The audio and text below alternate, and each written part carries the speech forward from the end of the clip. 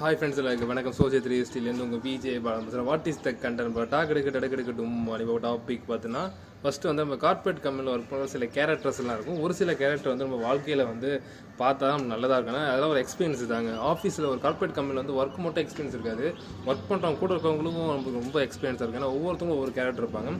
அதில் ஒரு கேரக்டர் பார்த்து நேற்றுக்காக சொல்லியிருப்பேன் நான். என்ன விஷயம்னா, நம்மள்கிட்ட அது அவ்வளோவா பேச மாட்டாங்க அந்த கேரக்டர். ஆனால் நம்மளை பற்றி பின்னால் தப்பாக பேசுகிற கேரக்டர்லாம் சில பேருக்கு. நம்ம சில விஷயம் தப்பு பண்ணிருப்போம், சில விஷயம் இது பண்ணதுலேயே பண்ணியிருப்போம்.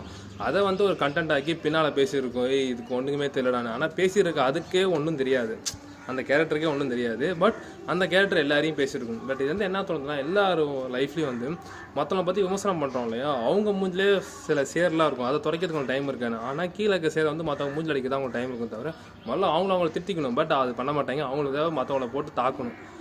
அந்தமாரி கேரக்டர்லாம் இருக்குது. நெக்ஸ்ட் ஒரு கேரக்டர் நெக்ஸ்ட் வீடியோவில் ரிவீல் பண்ணுறேன்.